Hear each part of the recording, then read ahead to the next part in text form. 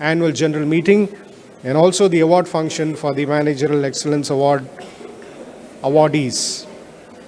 The 8th Kevin Care MMA Chinni Krishnan Innovation Award will honor entrepreneurs who have embodied the dreamer, innovator, and ideator qualities. The mission of this award is to identify and showcase innovative organizations who have introduced breakthrough changes in the Indian context and can become role models for other Indians. This is the 8th year that Kevin Care and MMA jointly are giving away the Chinni Krishnan Innovation Award, and this will be presented at the Grand Gala function on Wednesday, 4th of September 2019 at Kamarajarangam, and the function will start at 6 p.m. The date, I repeat, is 4th of September 2019 at Kamarajarangam, 6 p.m. We commence the function.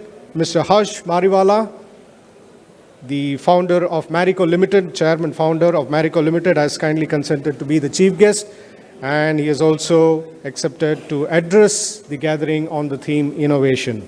So this is the 8th Kevin Care MMA Chinni Krishnan Innovation Award. And ladies and gentlemen, MMA is very active on social media, be it Facebook, LinkedIn, Twitter, Instagram, podcast, YouTube. We are present in almost all the social media platforms. We request you to kindly log into the social media, post your comments, like the pages, and stay updated with the MMA events and activities. All right, ladies and gentlemen, the stage is now set for the first special session on the theme Shift in Mindset of Family-Owned Enterprises. Before I call the dignitaries on the stage, a gentle reminder to please keep your mobile phones on silent mode.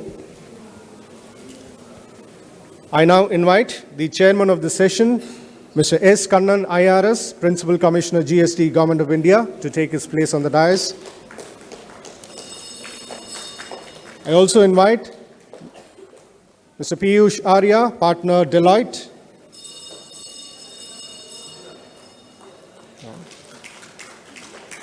Sai Satish Sadagoban, Head Digital NGM India, Tata Consultancy Services.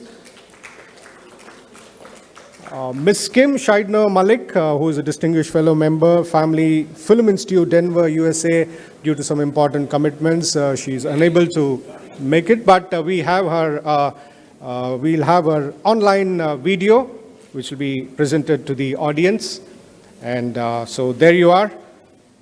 The first special session on shift in mindset of family-owned enterprises. Mr. S. Kannan is the Principal Commissioner, GST, Government of India. In his 22 long years, he has worked in various capacities in customs, central excise, service tax, audit, anti-smuggling in New Delhi, Chennai, Hyderabad, Guntur, and Madurai. Mr. Kannan will chair this session. We have with us Mr. Piyush Arya, who is a partner with Deloitte Consulting, based out of Chennai. He has worked in consulting for over 15 years on a variety of assignments, both in India and abroad. Mr. Piyush has developed an experience-led expertise in organization design and transformation, specializing in long-term transformation programs that take accountability of business outcomes. A very warm welcome to you, sir. We also have with us Mr. Sai Satish Sadagoban, who is the head of digital in the new growth markets for TCS. Mr. Sai is responsible for the adoption and the growth of digital technologies across industry verticals. Mr. Sai also spearheads innovation in products across industry verticals and has been working closely with partners to create new services and offerings and products. So there you are, ladies and gentlemen. I now hand over the session to the chairman, Mr. Kannan. As mentioned earlier, the questions will be accepted in the form of question slips, which has been given to all of you. Thank you. Thank you very much. Mr. Piyush, Mr. Satish. There's another participant, Miss Kim, I think, from US. She'll be joining by Skype. This session is about shift in mindset of family-owned business enterprises. Now, probably the most interesting topic in this whole day's conclave. How does the family enterprises start? Then how does it evolve and make itself relevant over a period of time? there has to be a shift in mindset in the family business. Otherwise, it will make itself irrelevant over a period of time. How does it meet the challenges of the emerging technologies, the needs of the market, demands of the environment, and how will the family, which itself will grow over a period of time, over generations, will be able to adapt itself without losing its core values, core aims, and keep itself relevant. Now, if we see, there are lots of family businesses which you can readily, see. The moment you go out, you can see Grand Sweets come to my mind immediately, a family business, which before my own eyes, it has changed. We used to go to that Adayar area, and there used to be one bungalow in which they used to run the Grand Sweets, and absolutely a family type of business with a lot of employment for ladies who are wanting to get employed. Suddenly it has transformed. In last 5, 7 years, 10 years, it has transformed itself. You can see the same outlets all over the city. The branding is there. The product mix has changed. The packaging has become more modern. The entire retailing concept, modern retailing concept, has been built into a very traditional family business before your own eyes. Many of you must have seen it.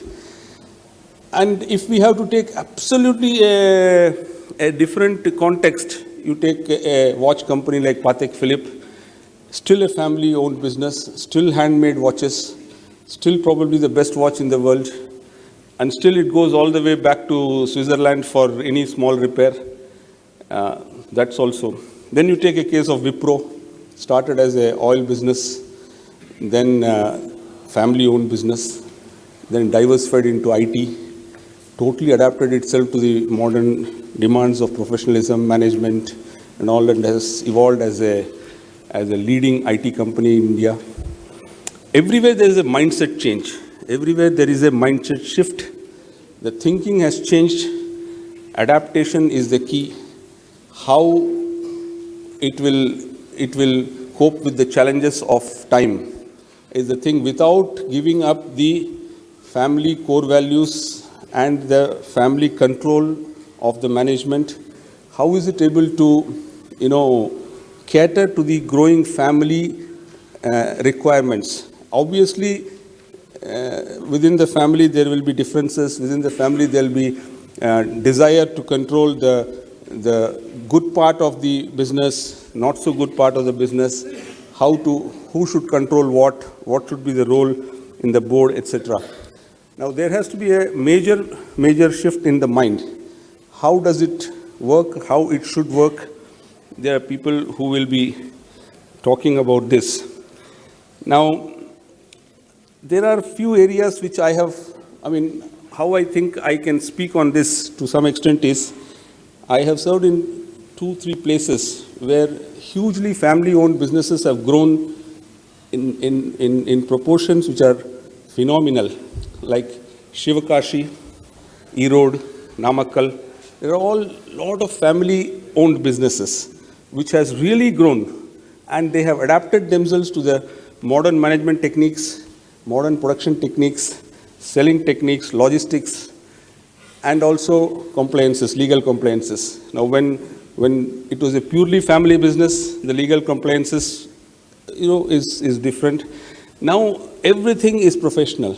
Everything has got a core professional team. But at the final stage, the family has got a say over it, control over it. Many areas you can see. Now, you may wonder, why is he talking about a place like Namakkal? You have very little idea that it produces about 4 crore eggs every day. 4 crore eggs every day. And the kind of size of hatcheries which are there is mind-boggling. And the kind of management techniques, the technological methods that they have brought in, the family businesses, is phenomenal. Similarly, in Erode, I've seen in Shivakashi, the printing industry, the firecracker industry, most of the leading ones are managed by families. And the second generation, third generation of family, when they take over, there is a great mind shift, a great desire to become professional, a great desire to adapt to the requirements of modern management. And you can see it happening. You can see it happening. The old, it also leads to a lot of conflicts sometimes when the first generation or the older generation gives way to the next one. Many of the senior managers are still there. There are many times conflicts with the younger boys who take over and who have come with management degrees from abroad, and then they come and say that this should be done like this. Whereas the manager, senior manager who is there is the friend of the father who is the owner. He differs. And there is always a requirement for conflict resolution, how it happens within the family. Interesting case studies you can watch all the time, and how the mindset has to keep on shifting, how the mindset has to adapt for the growing requirements, how to scale up the business, how to infuse new technology, diversification of products, allocation of roles within the family, very, very important, because, each role may be very relevant organically for the business entity, but the glamour associated with roles always leads to some kind of tension that who should get what role in the business. I have seen one or two cases where, for example, overseas marketing of certain products, very sought after. One cousin says that I should have it because he gets to travel almost every month abroad. The other fellow has to look after sourcing of raw materials, so he has to travel interiors of India rather than to the world. So, role allocation, small things which are not visible, which are not many times spoken in management schools, which are there if you have a keen eye to see. Now, how to create a real board within the family. This is what Mr. Ranganathan had spoken. A very, very interesting topic, which probably can be really addressed by this institute. How to make a board within a family relevant and real. When it goes into the boardroom, it is a board. When it comes out of it, it consists of family members. Now, this is real mind shift. Between this door and that door, there's a huge mind shift.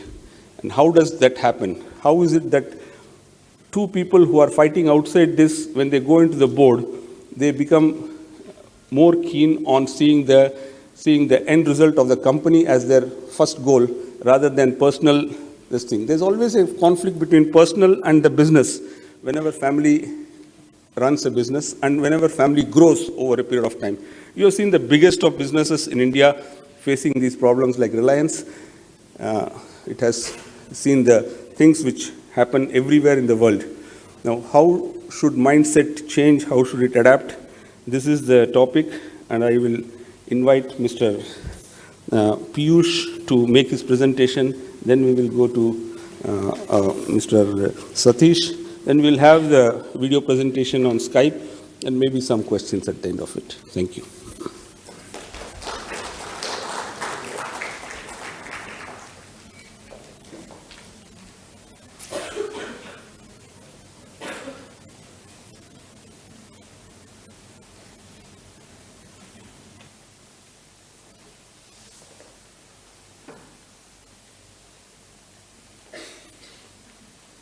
Good morning, everyone.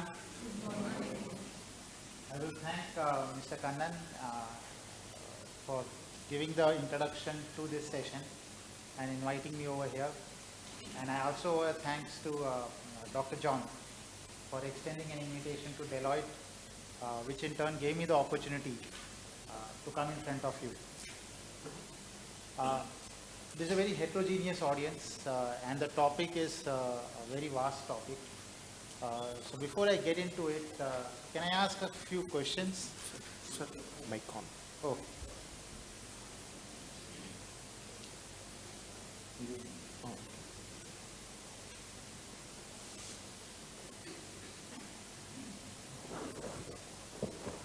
How many of you over here, am I audible now? Okay. Was I audible earlier? Yes. So how many of you over here run your own businesses? Wow, that's a large number. You should be talking over here. And how many of you over here work for family-owned businesses? Work for? Excellent. So let this be an interactive session. I don't know if, with the permission of the chairperson, if this can be made interactive. But if it could be, I would be happier. What we are going to talk to you about is a basic concept. And I myself, have run my own business for a few years before I switched over to consulting. Right? I wouldn't call it a family-owned business of the size and nature that we normally refer to. But nevertheless, the experiences, big or small, are still valuable. So what I would be sharing with you, and this being the first presentation on this topic, I thought it would be relevant for me to also share some context and overall context. But then we get down to few key issues that family-owned businesses face. The first question is, why do we need this topic today? Right? Why we could have chosen any other topic? This is how important family-owned businesses are or enterprises are for the Indian economy. In terms of the capital, 84% of the total combined assets of the top 20 Indian companies come from family-owned businesses. 84%. I was surprised with this number. If you look at the return, 15 of the top 20 Indian business groups are family-owned. Sorry, that's the extent to which the family-owned businesses percolate the top 20. In terms of the return, the annual returns of family-owned businesses is twice that of others. Right? At about 13.9%, it's more than twice. The average for others is about 6%. And finally, in terms of the cash flow return, it's 25% more than those of others. So family-owned businesses own a lot, contribute a lot, generate superior returns. So why talk about change in mindset? What are the strengths of family-owned businesses? The first one is they bring a long-term orientation, because the career of individuals in family or the promoters in family-owned businesses spans across generations. Right? So therefore, unlike any other form of ownership, which is constrained in many ways by the thinking and the span of the chairperson or the CEO. In a family-owned businesses, he would think not just beyond his life, but he would think about the next generation as well. Right? So the view that family-owned businesses take is lot longer term than others. The second, family-owned businesses bring a very strong family DNA, which we would call family values, family ways of working, family culture, but in the external world it manifests into a family brand. Right? And that brand has got a huge equity. Right? And that equity helps support not just the continuity and growth of their existing businesses, but even whatever new venture that they get into, they get an added advantage, a huge advantage of that equity. Right? So it's a long-term orientation and it's equity. The third is access to leadership, capital and resources in an unquestioned way in some ways. I mean, a lot of people have got access, but the access is a lot more free, unquestioned in some ways, right, and permanent for new businesses that emerge under the umbrella of a family business. And the fourth one is an entrepreneurial culture. Right? Family businesses are an outcome of successful entrepreneurial pursuits, maybe taken over a few decades back, a century back, right? But yet the streak of entrepreneurship, right, runs deep into the mindset of family-owned businesses. No matter we talk about the first generation, second, third generation, it's there. Right? So if my father or my grandfather has started a new business, I better prove my worth as well in either making the existing businesses a lot more successful than what it is or start something new. That's something which we find very often to be the story or the motivation, no matter which generation we talk about. So if all of this is going fine, right, then again the question is, why shift in mindset? So here are some statistics. The biggest threat to family-owned businesses comes from internal disruptions. That's the number one threat. So the changes in family relationships are considered the biggest disruptive factor for family-owned businesses. So this story, if this presentation was made 30 years back, 40 years back, 50 years back, this argument would have remained the same. This argument will remain the same 40 years hence. Right? So this is permeable and permanent across all family-owned businesses. However, the situation gets complicated, even more compounded, by the market worries that family-owned businesses or enterprises face today, unlike ever before. So the baseline clearly is that internal disruptions are the biggest threat, but on top of that, the market worries or the market threats are threatening the existence of family-owned businesses, and therefore, statistics say that out of 3, just 1 would survive the next generation. So with so much under their control, with so much going right for them, and for so long, yet family businesses do face existential crisis, right, both from internal and external factors when you take a longitudinal or a long-term view to their existence and success. So we will now see what do they do about it. Or rather, how do we understand what kind of challenges do they face? I don't expect us to read this slide. Forgive me for these kind of slides. Sometimes it's inevitable. Right? So don't even try to read them. The key message over here is that a family business typically follows a path to evolution. And in this path to evolution, the behaviors and the mindsets change from where they start to how they move when they grow and succeed in each phase. The underlying point over here is that the behaviors of the promoters and the entrepreneurs change dramatically. Their role changes dramatically. Now to this August gathering, I don't need to say what kind of changes they are. You are pretty much aware of it. Right? This isn't something new. In this change, right, something that's fundamentally changing is the time that they spend on operational execution versus strategy. And when I talk about promoter group, I'm not talking about an individual. So of course, when it starts, typically it's 1 or 2 individuals who are starting a business. But as the business succeeds, right, it's a family business, so it gets taken over by the next generation or the generation thereafter.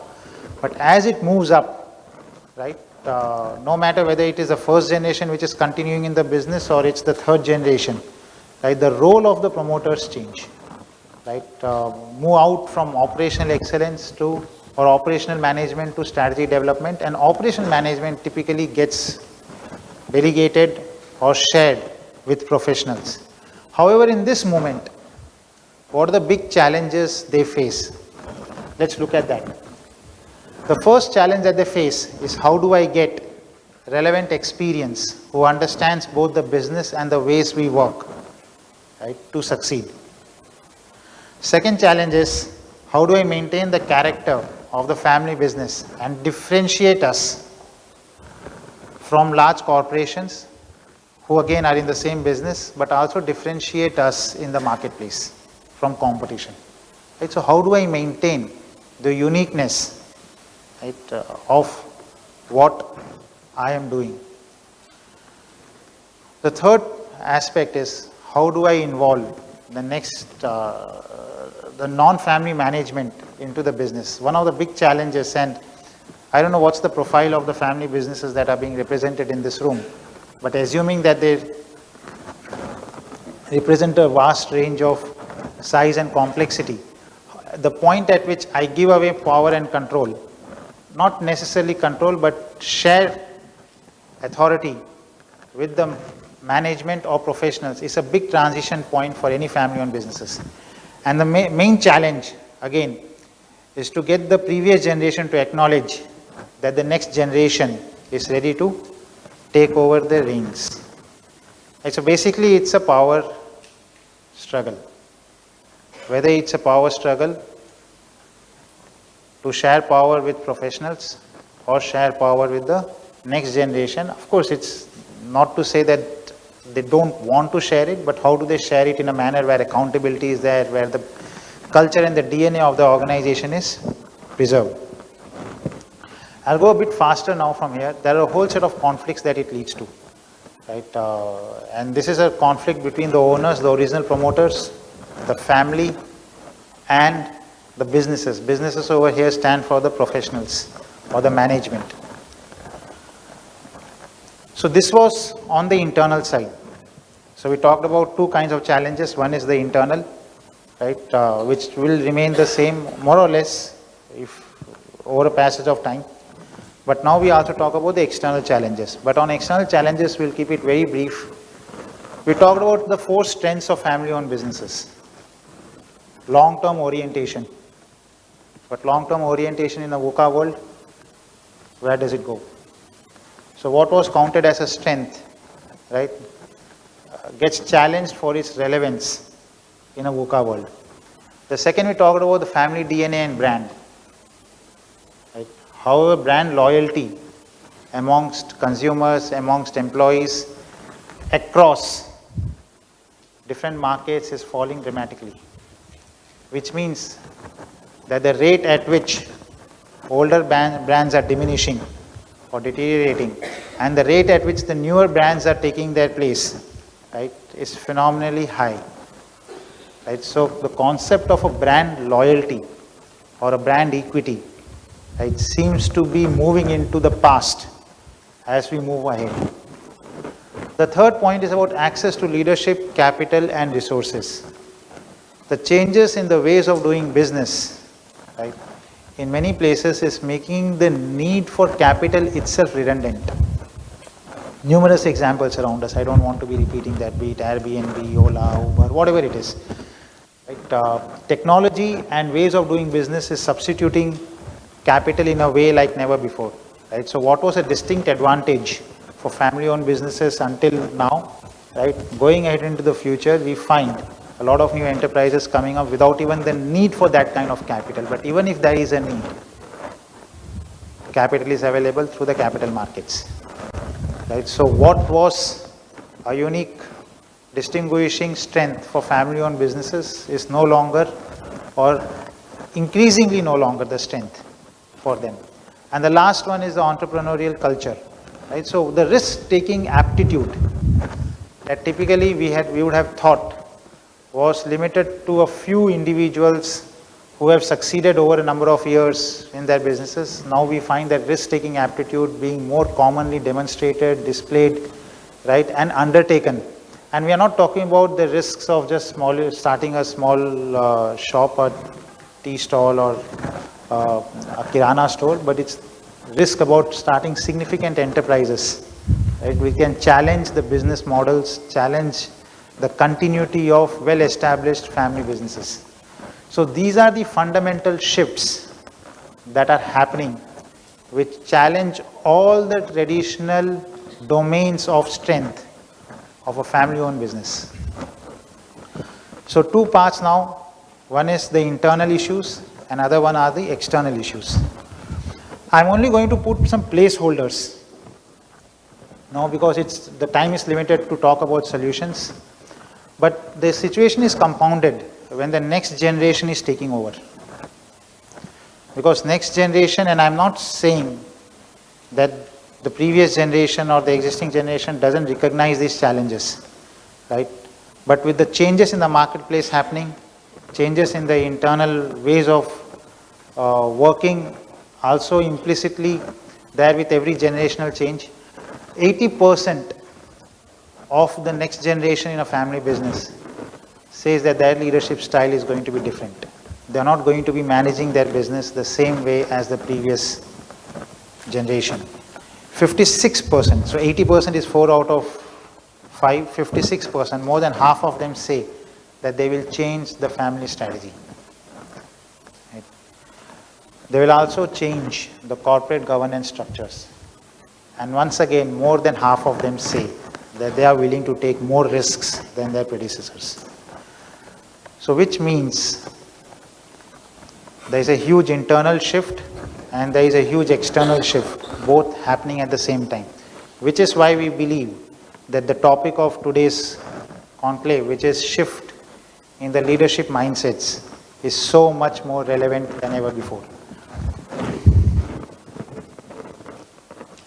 In terms of mitigating challenges, what are the promoters doing?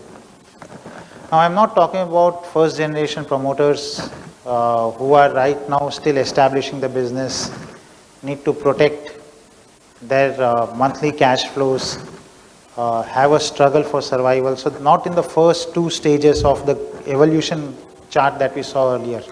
We are talking right now about promoters or the businesses that are well established, have got success in their businesses, don't have to worry about everyday cash flows, right, and have enjoyed a position of strength for a number of years. Those businesses, the promoters are dramatically changing what their priorities are. Right? If they would have started with an operational priority where 90% of the time is being spent on operations, they've inverted the pyramid, or they are inverting the pyramid to spend just 5% of the time on operations. Doesn't mean that operations is not important, but they have streamlined management of operations and delegation in a manner which allows them to spend time on other priorities. So what are those other priorities that they spend time on? Of course, strategy comes naturally. Right? So you would say, well, besides operations, they would spend time on strategy. But what I would like to point out is new alliances and businesses is where they are spending time on. Many of the traditional family businesses recognize that in their own businesses, unless they innovate significantly, they are not going to protect the returns that they have been enjoying for so long. And the only way for them to move ahead is to innovate. And much of that innovation may not sit within the company. So therefore, moving on to new business models as well as alliances is a huge priority that we see emerging with the managements and the boards, particularly the promoters of family-owned businesses. So this is how they are looking at changing their mindset as well as their profile. Next. Family-owned businesses are taking stock of charting out their proposed journey into the future more proactively and deliberately than ever before. Right? Success and continuity, which in some ways was guaranteed and protected and assumed as given, is no longer the case. So there is a very deliberate attempt to look at all these four areas, right, and build the organization, right, so that it can operate in its auto mode while they look at the vision, mission and strategy of the organization.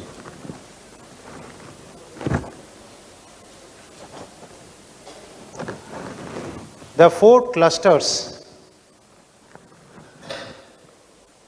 of leadership that we find in family-owned businesses. First one is the founder-promoter. Second one are the family members and executives. Third one is organization leadership. When we say leadership, it's the top management. And then the businesses and professionals. So if it's a multi-business conglomerate, then the various businesses and other professionals that are engaged or employed in the family-owned businesses. There is a deliberate thinking and choices that they are making around what is the role that each of them is going to be playing. Right? So founder promoters, they've got a choice to play a role between execution orientation versus strategic or advisory role, and we are finding many more of them playing this role versus staying on the left hand side. Centralized decision making is moving to federalized decision making. But now we come to the middle part, which is the family members and executives, because we have talked about the first. From a single practitioner, so as you move to the second and the third generation, from a single practitioner business, it becomes an associated partnerships, right? Because multiple of those family members would have started different businesses. So how do these businesses work together, right? And how do they partner with each other? From a cousin confederation, they moved on to a family board or a council. A lot of examples of businesses that have done that. So Dabur, for instance, is an example which has done this very well. In terms of the organization leadership, right, they actually build hierarchies to be able to manage it, right? Because they have to put in the right systems, right processes, right controls, right? And doing things together, right, was what they would have done if this was being done by the family members. But with professionals, it's about doing things right. So the accountability, right, and the way of imposing that accountability, that changes for well-evolved family-owned businesses. When I say all of these, it's not saying that all family-owned businesses would do the same, right? But most of them, as per our research, suggests that they move in that direction. I'm going to skip this slide in the interest of time. We talked about the family council, right? So there is a deliberate attempt across multiple businesses, particularly where it's moved to the third or the fourth generation, with the number of cousins, right, going beyond 10, 12, 15, and more than 2 or 3 generations being active at the same time, right, to regulate the behaviors and roles of the members through family councils. One big shift we find in family-owned businesses is actually developing leaders from within. Right? While at the first stage they may need to hire people from outside, but yet there is a lot more focus and a lot more importance or impetus they give to internal leadership development. The primary reason for that is they understand that a homegrown leader understands the family ways of doing things. And there is a lot more acceptance of an internal leader with the family versus an outside leader. Having said that, one thing we need to remember is whenever there is a generation shift that happens, right, each new generation, right, sometimes has a challenge with the existing leadership. So there is an adjustment that happens when they come in. There is a focus on building robust organizations. So as it evolves, it has to move out. Now, the focus on building robust organizations would have been there even 10 years back, 20 years back, right? However, 20 years back, the promoters, with the pace of change not being that much as what we see today, right, the promoters would have had a lot more time to manage both sides of the business, the operations as well as the strategy. However, with now, the pace of change demanding a lot more promoter time, a lot more family time to devote to strategy, right, the robustness of the organization becomes even more critical now than ever before to continue to deliver results and deliver the cash flows for them to propel growth in the direction in which they want. And what we also find, finance typically has been a strong function in family-owned businesses. But other functions, technology again has been strong as long as they recognize when they recognize the importance of technology. But something that they have not recognized for long is HR. Right? We find family-owned businesses devoting a lot more focus and attention to their own HR systems, because typically people calls had been taken by intuition and judgment by the promoters themselves. But they realize the business has grown large enough, they cannot be taking those calls, and even the calls that they take may not be accurate enough. Right? So therefore, they are deliberately shifting to HR systems, aligned HR processes, and a robust HR organization to manage those calls. I mean, look at the Tatas and the Birlas and all of those well-evolved companies. They have invested significantly in HR as a function. Now, moving ahead, there is also a big shift in the ways of working, and we had seen a slide earlier. I'll quickly wrap up in 5 minutes. We had looked at this slide earlier. So the next generation that is taking over is recognizing that we are not going to work the way the previous generation has worked. And for the right or wrong reasons, we are not passing a value judgment on that, but they recognize the need for them to change their ways of working. With this, while innovation continues to be a very, very important priority for all family-owned businesses, so 76% of the respondents counted innovation amongst the top 3 priorities, yet, and 55% of them believe that their companies innovate at a pace faster, but yet 40% of them think that they are not willing to take the risks that they are supposed to be taking. And there is an issue over here. There is a gap in terms of what they think is important versus their own assessment of whether or not they are riding on that importance. In terms of succession planning, 2/3 of family-owned businesses actually don't invest in a systematic succession plan. Most of the decisions of allocating people to roles or family members to roles is significantly influenced by the interest of individual members rather than competence, right, or their suitability to a particular role.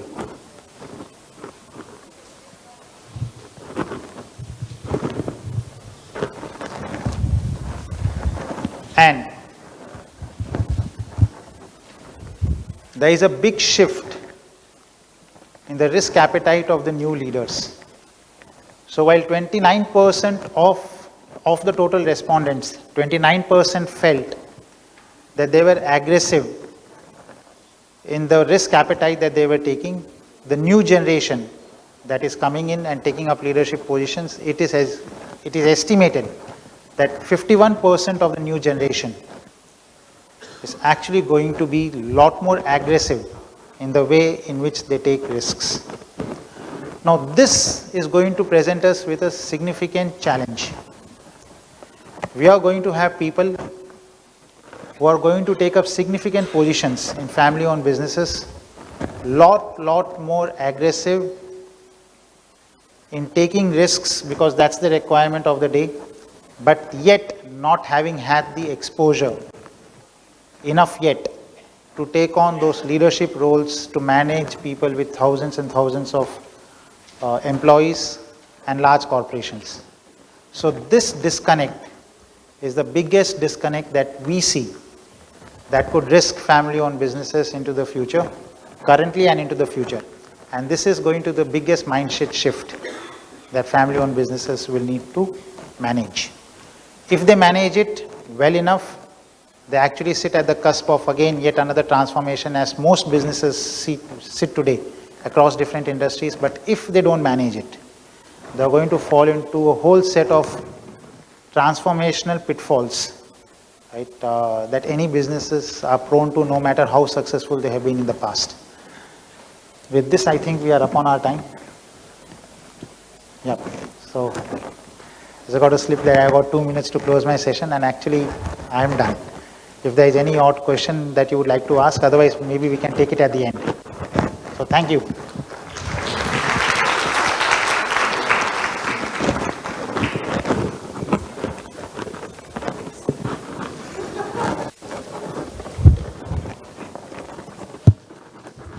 Ladies and gentlemen, we will now have Kim Scheidner Malik from Denver. She has sent her video.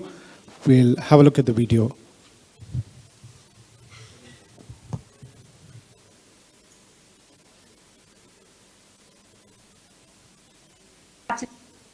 For inviting me to be a part of your family business enclave.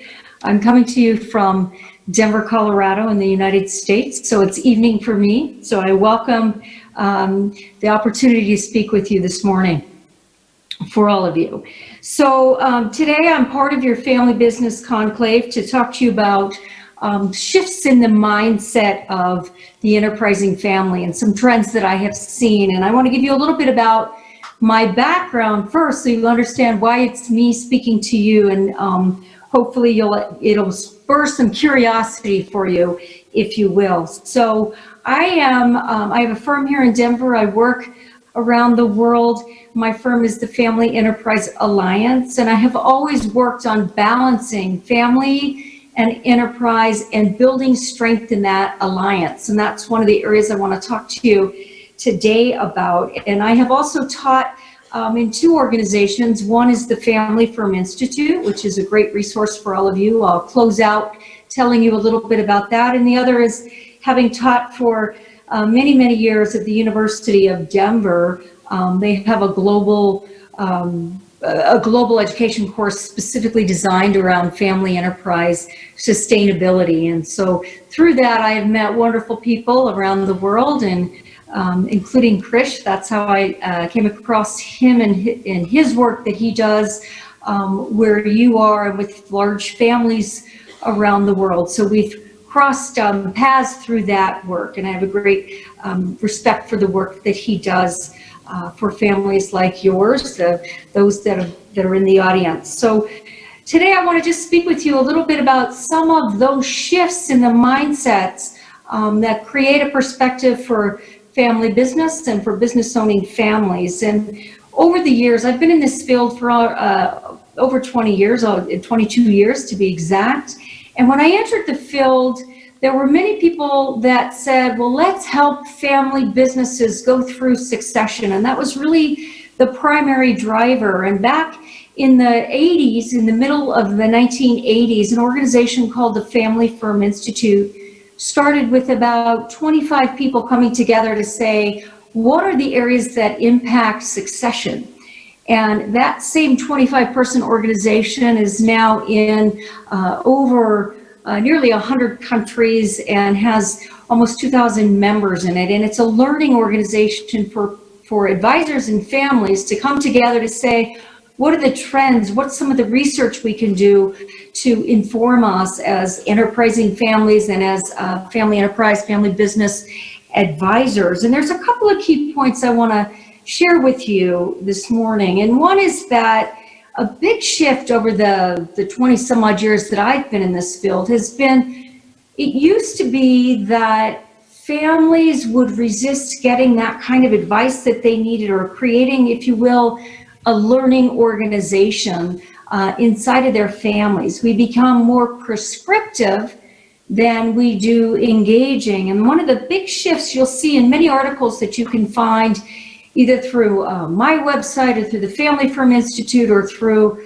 the library that Krish or some of your advisors there might have, many of them talk about these enterprising families being more of, lately, being more of a learning organization. And how do we inform families to look at the culture that they create and almost creating what you call an internal learning organization or family university, if you will, so that family members can learn about business and about management and about finance and accounting and the social harmony factors, and can learn about what it takes to create an organization, can identify what it takes for them to move forward in their own professional life, and then also understanding what are the family dynamics that need to be created so that the organization, the business itself, can thrive and flourish while the family itself also thrives and flourishes. So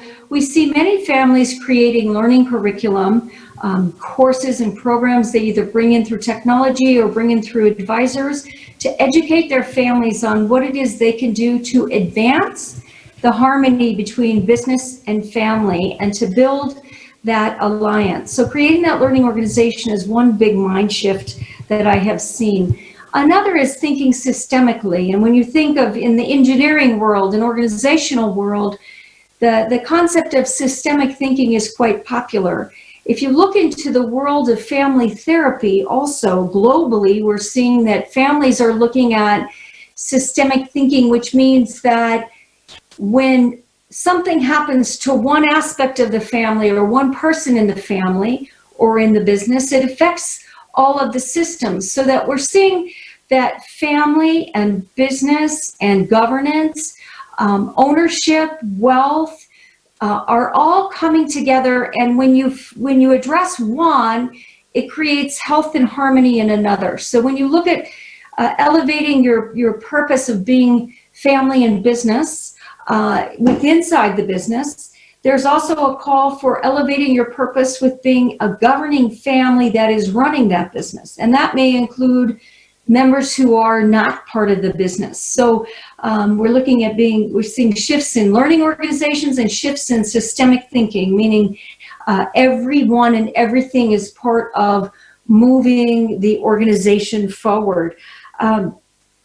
Another shift that I have seen quite a bit is that this is an interesting perspective. Many families globally are looking at understanding the individual personality of the people who influence decisions inside of their family business.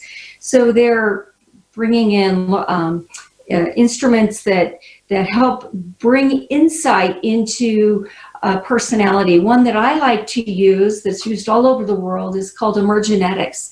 And it's really a valuable tool that says, here's who the individuals are, and here's how they might see the world, or see the business, or see the family, and here's how everybody together creates a group or a team dynamic. And it used to be that globally, I teach students all over the world how to advise to family businesses and help them move forward. And it used to be that they just assumed the personalities were what they were and everybody understood them. But we're realizing we really need to dig in and understand how personalities work and how team dynamic is created, including dynamic in the family. So these personality instruments are really quite useful as well.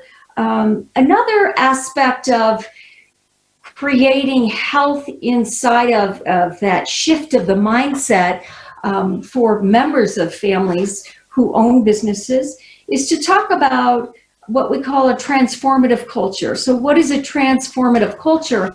It's the culture that when you look at what a family is and the fact that legacy and sustainability are so important, and that history of the family stories are so important, we don't often consciously try to pursue an understanding and a depth of action when it comes to culture in the family. We let that evolve naturally. But what we're seeing happening now in business families, or what I call enterprising families, is that these families are really concentrating quite a bit on what does it mean to create a culture in our family that brings business as part of the family, which gets to that learning organization. How do we make sure we have courses so that everyone involved or affected by and affecting the family business understands the general topic of what it takes to manage, what it takes to own, what it takes to understand the numbers. So that transformative culture is one that really begins to cultivate curiosity and exploration and discovery inside the individuals who come together to make the family, and inside the individuals who may not be family, but who are on the management team serving the owner's plan. And one of the other factors that I see changing is that it used to be that only businesses had the strategic plan that guided them towards their future. Now what we're seeing families do is in the family, they're actually creating a strategic planning process to create an ownership family plan. What are your values? What is your vision? What mission are you trying to fulfill? What is your purpose? What are your long-term goals? A whole generation of 25 years? What are your 10-year goals? what's your 3-year picture that you're trying to create? How do you groom individuals to fit into that? So that ownership family plan, which seems more formal, has begun to serve these families quite well, because they can then take that plan, and for those that have a board of directors or any form of family governance from their ownership, they're able to give that to the directors or to the trustees to guide the management team towards fulfilling the goals. Another concept around governance, while we're on that topic, that is really shifting, especially the business owning family, is that of creating what we call a family council. And some of you already have family councils, but the family council is a formal structure that creates role definition and its own strategic plan that takes that plan from the owners and helps educate those families. It integrates all of these topics I just talked to you about. The learning organization, involving everybody, giving everyone an opportunity for engagement. It creates learning centers and learning programs, if you will. It facilitates family meetings and family retreats, but it really creates a management orientation inside the ownership family that is really driven to sustain the business and grow the family business, and then be responsible with the wealth that the family business creates. And one of the final things in this short presentation to you that I'll share with you is many families around the world, and I know, Chris, you've had some experience with this where you are, as many of these families have become ultra high net worth families who are really challenged to say, how do we identify as an enterprise that has a wealth entity, an operating business entity, sometimes a family foundation, or some form of giving back to the community with our time and with our money, and then also creating a sense of identity and safety around the family members so that they have a place to hold confidential conversations and a place to bring curiosity about what does it mean to be a part of an ultra high net worth family? What does it mean to be a part of family governance and a member of family council? What does it mean to not publicize all over social media where my family member is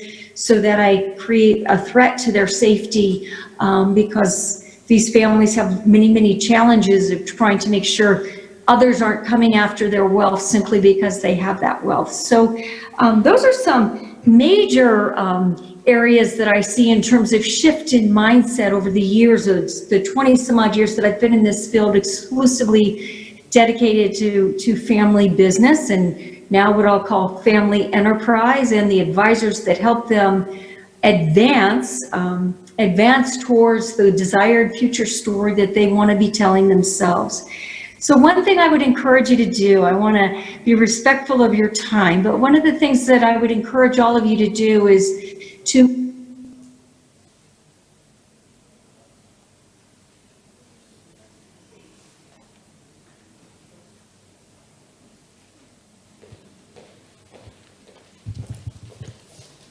Morning, ladies and gentlemen. Thanks, MMA, for giving me this opportunity to talk about the shift in mindset for family-owned enterprises. Mr. Kannan set the context very well in terms of the need for the mindset change in family-owned enterprises, and Piyush talked about the structure, the challenges, and the mitigations that are facing in family-owned enterprises and the solutions that come out of it. I'm going to pick up one small thread from what Piyush talked about, the whole structure, and talk about the need for adoption and investment in technology for family-owned enterprises. Why do family-owned enterprises need more investments in technology, and what is the need for adoption? Look at us. We are all living in a technology world, right? We are all surrounded by gadgets, and that is what we do in a day-to-day life. Anything and everything we do gets communicated only through a gadget nowadays, rather than the physical world, what we are used to being in. The new age companies that are born out every day are all technology companies, right? They are taking the traditional physical structures that exist and converting them into technology so that they could challenge the world. Family-owned enterprises have been always vulnerable to these thinking because of the linear thoughts and the closed mindset they always have followed, while most of them have reached out professionally to bring out some of the necessary changes to adopt some of these things. But there have always been a lapse in terms of driving towards the change in terms of the adoption of these technologies. So for us, when you look at all of these technology, because it imbibes the way we surround, kind of comes into three key areas primarily. One is technology has become a disruptor for our business in many ways, very clearly, right? Nobody ever thought a torchlight manufacturer would have a drop in sales because of something called a smartphone that is going to come generations later, right? That's the world we are in. There is a need to anticipate and move along with technology. What took generations for technology to get adopted now gets challenged or gets changed in a day or two primarily. Imagine ourselves. 2 decades ago, when we started our computer, we used to look at an operating system manual. We need to undergo a course. Now today, the same power is there in a smartphone. We just switch on. There is nothing we need to learn. Technology has become simplified. So it is important for us to understand that the technology is inevitable, and we have to look at to see what it can make an impact to our businesses. There are 3 things that comes to my mind with respect to technology that is going to cause a major mindset change very clearly. One is the customer themselves that we are dealing with. They have changed. We have consumers have changed, right? We have changed. Our characteristics over time have changed because of technology, right? Now we expect more. We are no more loyal, right? And we are well informed because we have Google to kind of help us out with everything primarily. And the reason for it's more important for a family-owned enterprise is because the trust that they've built over the years gets challenged by somebody that is coming new right now, right? It's always evident. We always have seen legacy-owned stores or kirana stores or shops or specialties get challenged by somebody new coming in. One simple reason is because they are able to challenge these family-owned enterprises with the adoption of new technology, because customers today buy experiences, not products. And those experiences are delivered only through technology and the kind of service innovation that happens. So the mindset change that we are seeing in family enterprises, they are trying to grapple the transition from moving from a traditional company and moving on to become an innovative or more of a adoption of more technology in terms of their companies. A few examples we've seen because of technology changes in business models. We have seen tire manufacturers who used to sell tires to the OEMs today have changed the business model because of the arrival of technology to incorporate more, provide it as more of a service. So they offer to the OEM saying like, my tire will run for 40,000 kilometers. You don't need to worry about it. And because I have technology built in, I can replace it anytime I want. I know at what point the tire will break down. So whatever was the traditional mindset of thinking about saying that I'm going to have manufacture this much amount of tires, I'm going to sell it. Now today they have vast expansion of getting in more into the services by the adoption of technology. The second aspect which I also want to talk about specifically is the need to embrace risk, right? Family-owned enterprises were always risk-averse. While they were great at diversing, they spent a lot of time in understanding a lot of things before delving into it. But today there is no more time, or you don't have to wait for a lot of time to think about and get it done, because there are multiple companies or disruptors mushrooming on a daily basis, right? They start with investments from outside and they're able to pick on it by delivering technology to do it. Family-owned enterprises should realize that that's the competition that is going to come into them, and while most of them have invested in the next generation or sending them out, learning new technologies, it has to become more. The way they have done is very clearly, given the liberty to the sons and daughters to start their own enterprises. Some of them have said, come back, now bring your ideas, help me disrupt my own business. That's a very few. Most of them have always given the liberty to their next generation to start off on their own. We have seen the likes of Kavin Mittal from the Airtel group starting off on a technology company, nothing to relation with what Airtel his father runs, but completely running it off as a separate piece. So embracing risk is going to be very important in today's world. It's okay to fail. That's the norm nowadays, but get up fast and run, right? So that's the mantra that we have all seen, learn from youngsters and the next generation. It's okay to fail. And we always seen family-owned enterprises always feel that the legacy is so proud that they're willing to let go of some of these things very clearly. The third point I want to talk about specifically about family-owned enterprises. In today, we are living in a globalized economy, right? You need to leverage the ecosystem very well. I think Mr. Srinivasan talked about the 6C, which is contacts. So the ecosystem embracement is going to be if you have to be successful, it is important that you leverage the ecosystem. It's important to know that you cannot solve all the problems of your business or your consumer by yourself. Create an ecosystem that is going to help you deliver value to your consumers, thereby increasing your valuation as well primarily, right? So lastly, I just want to quickly delve upon a big case study of a family-owned enterprise, how they fought against a technology company. This is a story of Walmart. And Walmart, as you know, is a family-owned enterprise, but it's being professionally run. But the challenge of Walmart with the arrival of Amazon was very simply that while it had 4,000 plus stores across the US and the globe, It had a great, over time, it had built a great, very process-centric organization, right? Their supply chain, their pricing, everything was perfect primarily. And suddenly out of nowhere came a technology company where it just provided all the details in the hands of a mobile saying that, hey, this is the pricing, this is when I'm going to deliver, this is how it is, and I'm able to bring the best of the world onto a single platform. This posed a great challenge for somebody like Walmart. As a company with 4,200 stores, 200 million customers, customers were walking into their stores. They were buying goods. They did not know what they were buying. They were happy selling them, saying, okay, this is what we need. Whereas Amazon went ahead and said, hey, this is what you bought last month, and I'm going to send you a notification. Do you want it again? Or you want a refill of the same primarily?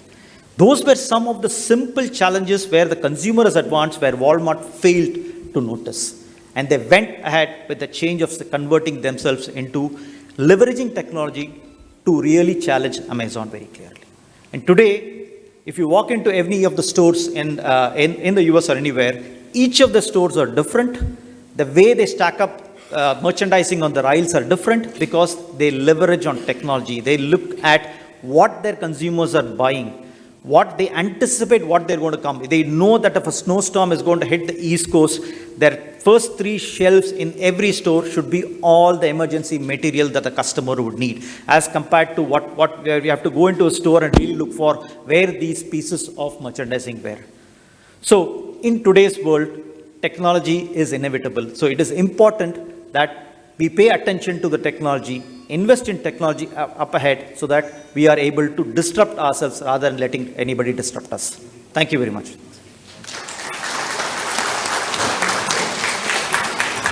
Thank you very much.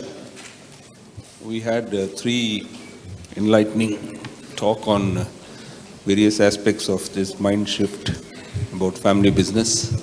2 questions have come. They were addressed to me, but I request my colleagues also to ponder on it. First one is, are we not moving to the traditional model of Kula Toil, I mean the caste work, when we talk of cross-generational involvement in a business?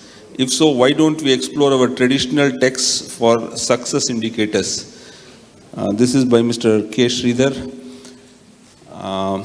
Yes, Mr. Sridhar. This is absolutely correct. See, there is a wisdom in our ancient structuring of the society, and there was a way business was being done. The focus being on developing certain skills in certain communities, and over a period of time it gathers so much of specialization that they become the best in that area. If you see Devidat Patnaik, he has written extensively on this.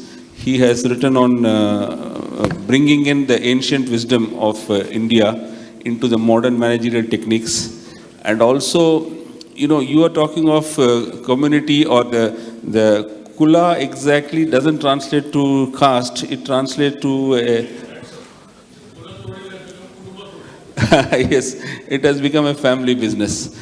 So wherever there is a desire for profit, and wherever there is a desire to innovate, wherever there is a desire to make the family as the center, focal point of managing a business, it is a Kulatoil. And definitely the ancient wisdom should be harnessed and brought into the business practices in the modern day. Many people are doing it. Many people are doing it, really. Individual names I don't want to take, but I have seen personally fantastic infusion of ancient wisdom. And if you see broadly the fact that the eldest of the family still has the veto power, even though he may not be as educated as the younger generation fellow who might have come from Harvard, but final say he will retain. So there is some wisdom which has come from the old this thing, that the family structure and hierarchy is maintained, and that leads to a lot of conflict resolution in a very harmonious way. Anything you would like to? Okay. Yeah, please. Pardon me? Particularly with regard to the education and the system for management that we are focusing, institutions like See, man, that is a thing which we are particularly not good at. Not good at, because we have not codified our wisdom in proper texts. We have not brought it into the education system of our own. We are very happy to adopt and propagate the Western ideas without even thinking whether it suits us or not. But if you see the traditional businesses in India, particularly family owned, they run by traditional wisdom. They run by traditional wisdom, as you rightly are saying, that why don't we harness that and bring it in? We should. There is no, that is a fundamental thing which should happen. And this really brings me to the point that, in this whole conclave of today, the first thing that we probably missed from the morning itself is that the biggest family business of India has been driven out in this country. The government of India has now become rid of the family business. And we have brought in a professional government which is more out of democratic election and things like that.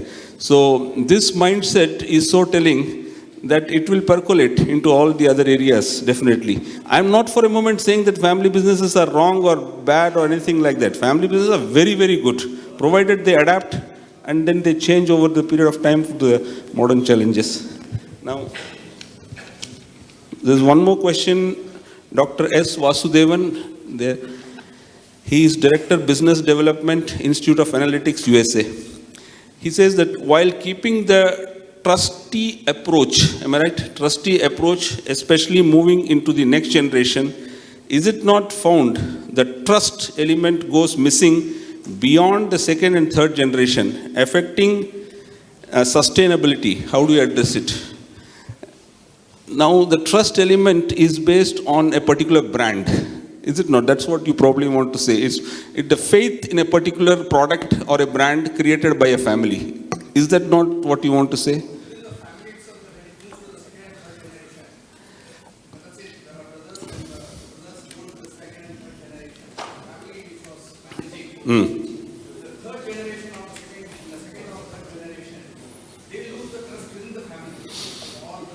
They don't lose trust in the family, but there is a growing difference of opinion because the numbers increase. As that's what I was telling in the beginning.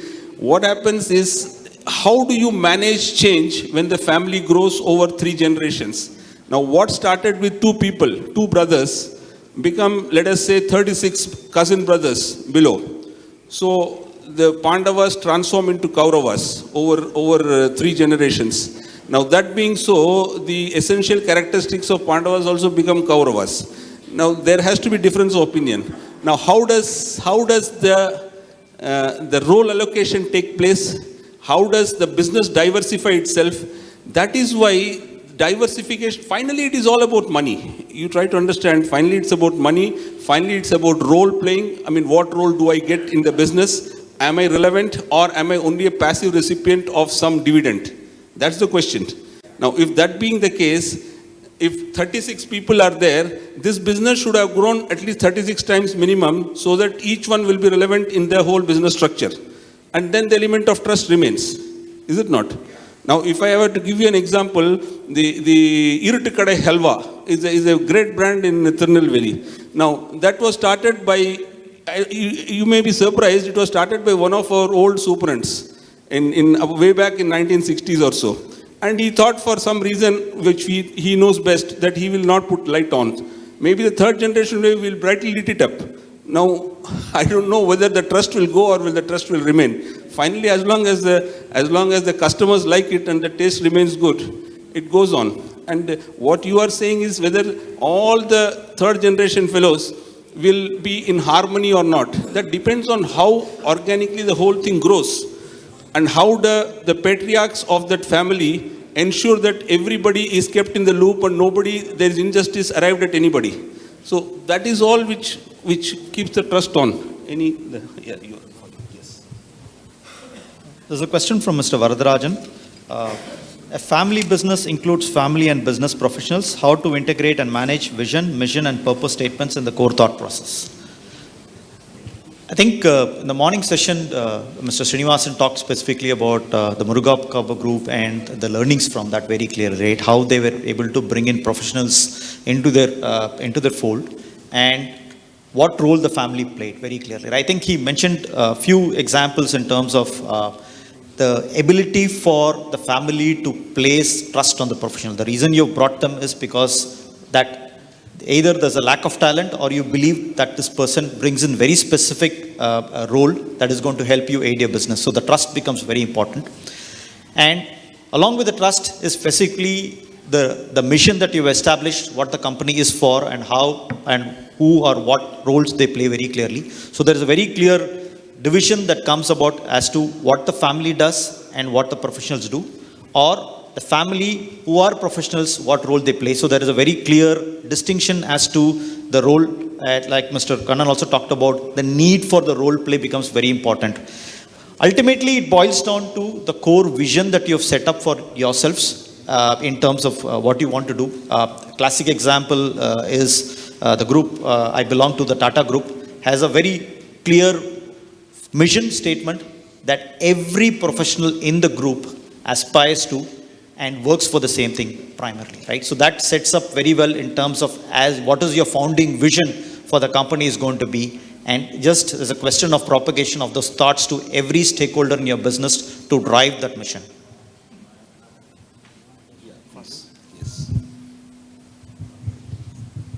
So there is a question that I have got from Shirisha Sumant. Could you speak about some high-level KPIs that are more suited to family businesses and the shift they are currently undergoing? So I'm not sure if I got the time to answer this question in detail. But if there are 3 KPIs that I think family businesses should hold themselves accountable for, and they may be non-conventional KPIs. The first and foremost is there enough wealth being created, given the tremendous amount of resources that they have at their disposal? Second KPI is, if the wealth is being created, does it help the family be happier, cohesive, right, and meet their aspirations? Right? If that wealth is leading to issues like what we saw, Ponti Chadda and others, right, then that's not successful wealth at all. The third point, the wealth has got created, the family is happier. Are they giving back enough to the society, starting from their employees, right, to meet their individual aspirations, employee aspirations, and societal aspirations, right? So if these 3 things or 3 KPIs are being met, no matter which industry they are in, what business they are doing, I think they are successful.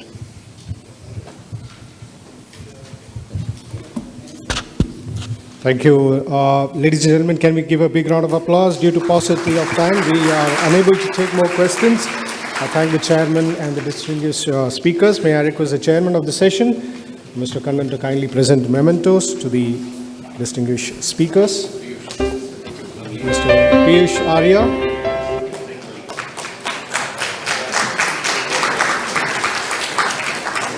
And to Mr. Sai Satish Sadagopan.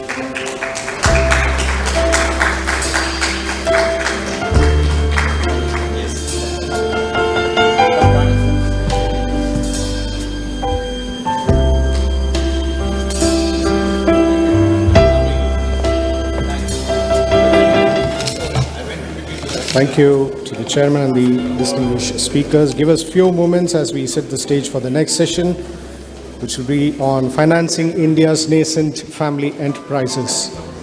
A couple of announcements before that. Ladies and gentlemen, there's a feedback form given to all of you in the delegate kit. We request you to kindly fill up the feedback form and hand it over to the MMA officials at the end of the conclave.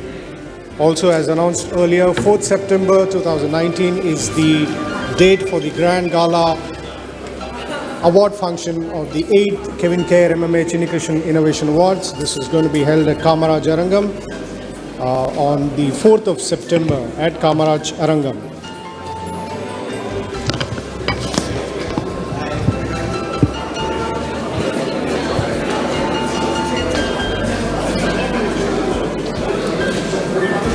All right, ladies and gentlemen, the stage is now set for our next session on the topic Financing India's Nascent Family Enterprises.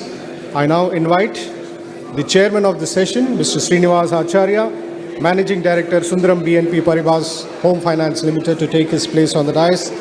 Ladies and gentlemen, please welcome the chairman with a round of applause. I also invite the distinguished speakers, Mr. K. Ramakrishnan, Senior Managing Director, Strategic Relationships, Spark Capital Advisors India Private Limited, and Ms. Divi Datta, Partner, Shardul Amarchand Mangaldas and Company.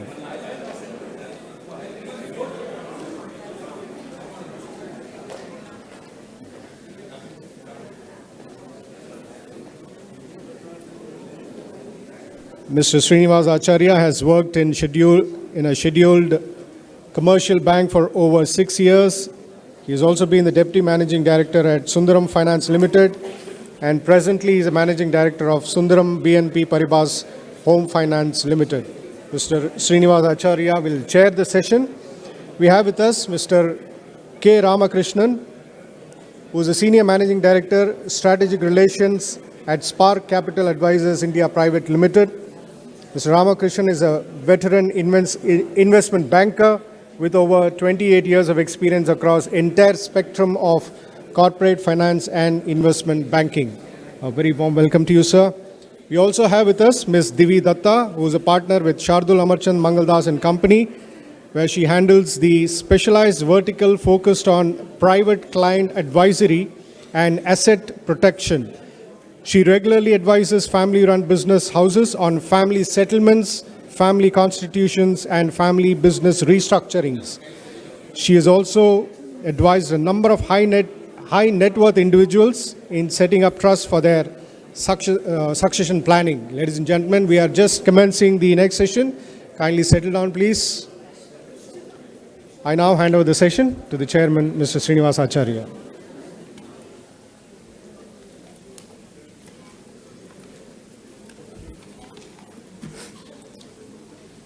Good afternoon. I thank MMA for asking me to chair this session. We had two interesting sessions in the morning, and now we move on to the next one, which is the real energy for any business, more specifically for family-owned businesses. In India, traditionally, family-owned businesses started with their own capital. Therefore, post-independence or even few years pre-independence, we saw only very few established family businesses prevailing in the country. Of course, we also had this license Raj, so the license was available to few families, and those families grew.